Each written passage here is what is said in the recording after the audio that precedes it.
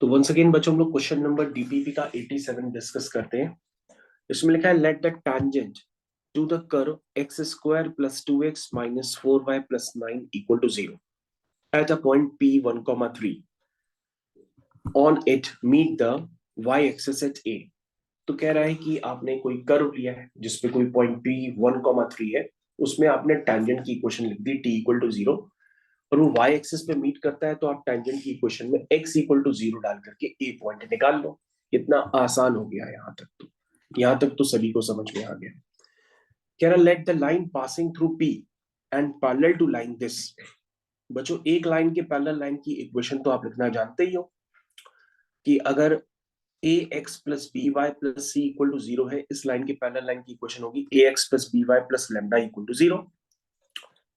तो कह रहा है एक लाइन है, let the line passing through P, वो पी से पास भी कर रही है यानी 1,3 से पास कर रही है, और पैरेलल बच्चों इस वाली लाइन के है।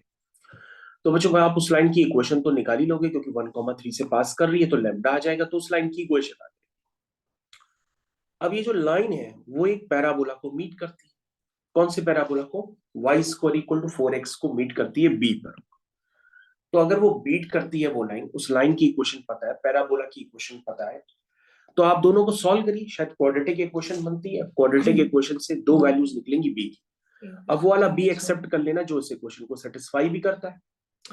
अब बच्चों बी आ गया, ए पहले से पता है, तो आप डिस्टेंस फॉर्मूला लगा करके ए बी स्क्वायर निकाल लेना। कितना इजी क्वेश्चन है। क्वेश्चन तो बहुत इजी है। अब आप इसका एक बार सॉल्यूशन एक बार जस्टिफाई कर लीजिए, कोई दिक्कत है तो आप हमको बता दीजिए।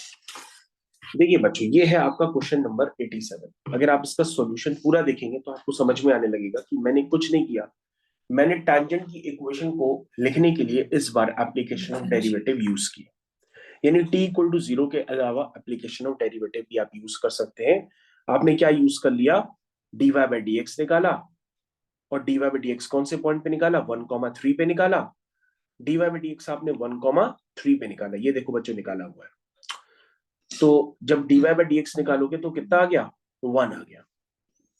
स्लोप आ गया तो आप टेंजेंट की इक्वेशन लिख सकते हो y minus y one is equal to m times x minus x1। ये टेंजेंट की इक्वेशन आ गई a पॉइंट निकालने के लिए, जो कि y एक्सिस पे वहां पे मैंने x को 0 पुट कर दिया, तो a पॉइंट आ गया। उसके बाद बच्चों मैंने थोड़ा से बड़े प्रोसेस यूज किए हैं। हमें एक लाइन के पैरेलल लाइन की इक्वेशन लिखनी थी, यानी दोनों के स्लोप सेम होंगे, तो मैंने स्लोप निकाल दिया। ठीक है, और स्लोप निकालने के बाद लाइन पी पॉइंट से पास कर रही है, दैट मींस 1,3 से, तो मैंने लाइन की इक्वेशन लिखी और लाइन की इक्वेशन हमारे पास निकल करके आ गई। This is 3y minus 8 is equal to x। उसके बाद मैंने बच्चों इक्वेशन में गिवन है y square equal to 4x, तो मैंने y की जगह वैल्यू ना पुट करके x की जगह वैल्यू पुट कर दी, क्योंकि हमारे लिए स्क्वायरिंग नहीं करनी पड़ती, इसलिए मैंने यहाँ से x की वैल्यू निकाल करके पैराबोला के साथ सॉल्व की, दोनों को सॉल्व किया, तो यहाँ से y की वैल्यू 8 आई और y की वैल्यू 4 आई। तो इस तरह से बच्चों दो पॉइंट हैं, b पॉइंट दो निकल करके आ गए, अगर दो y हैं तो दो x निकल करके आएंगे। तो ये भी बच्चों b हो सकता है, ये वाला भी बच्चों b हो सकता है। हम दोनों को चेक करेंगे कि दोनों में से कौन सा पॉइंट इक्वेशन को सेटिस्फाई कर रहा है। तो 16,8 बच्चों इस इक्वेशन को सेटिस्फाई कर रहा है, 4,4 नहीं कर रहा है, इसलिए इस पॉइंट को रिजेक्ट कर देंगे। बी पॉइंट हमको पता पड़ गया, विच इज 16,8। अब बच्चों बी पॉइंट भी पता है, ध्यान से देखो, बी पॉइंट भी पता है, ए पॉइंट भी पता है। अब हम डिस्टेंस फॉर्म लगाएंगे तो हमारा आंसर आ जाएगा 292। तो क्वेश्चन तो बहुत इजी है। मेरे ख्याल से ये क्वेश्चन सभी बच्चों को समझ में आना चाहिए। 2023 क्वेश्चन इज ओवर।